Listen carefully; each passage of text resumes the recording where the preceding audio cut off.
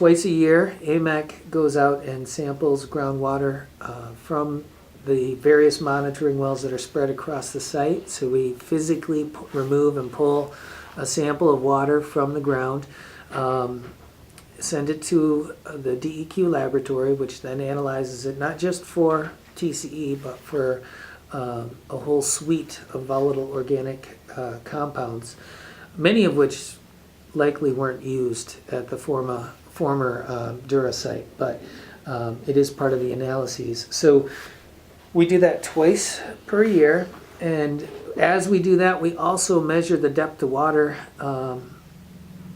in each monitoring well. So we go to the well, we have an electronic water level meter that we can lower down into the well. When it hits the groundwater elevation in the well, it buzzes. The meter is calibrated to the nearest 1/100th of a foot, so we get a very accurate read on the groundwater, depth of groundwater in the well. And we use that information to establish a groundwater flow map so that we can take a snapshot of, on October 16th, this is how groundwater is moving between the site, Dura, and Shush Mountain, the site Dura, and how groundwater might move towards the Cedar River, and the site between the site and how groundwater moves at the toe of the plume, where it's just beginning to advance. So how we're seeing it now potentially turn towards Shanty Creek, and this would be the actual Shanty Creek, not the Shanty Creek Resort. Sometimes people truncate Shanty Creek Resort as Shanty Creek. But. So with this list of 79 homes, most of the homes in this area, a lot of the homes are seasonal. We usually get the list sometime in October or November, and what I found is if I go out and try to sample in the winter, either the water isn't turned on, nobody is home, or water is turned off to outside hose pickets because it's winter. So what we have found the past 2 years is I've tried to do a mass sampling the Friday before Memorial Day. A lot of people come up, we send them a letter saying I'm going to be out there and test, and that has definitely increased the percentage of homes that I actually get samples from. Yeah.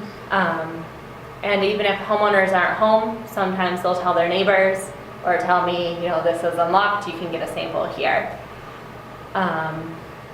As far as what I look for is I grab a sample. It can be from any spigot, and usually they're outdoor spigots, so I don't actually have to go into people's homes. So with the samples, there are 2 containers. They are a special VOC sample bottle that you order through the DEQ, Drinking Water Lab in Lansing.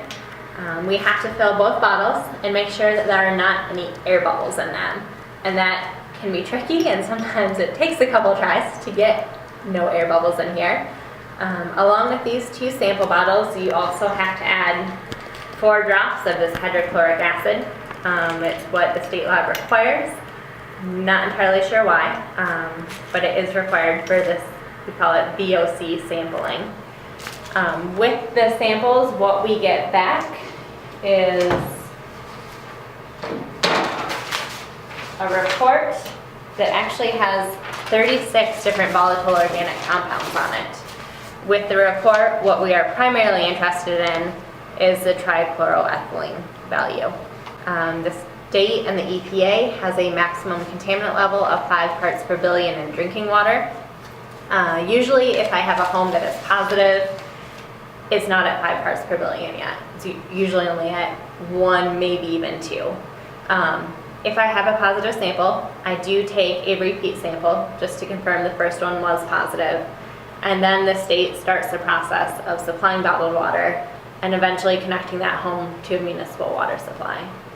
During our studies, we've found that when the Cedar River wellfield pumps at about 1,000 gallons per minute, that has a significant influence on the overlying zone.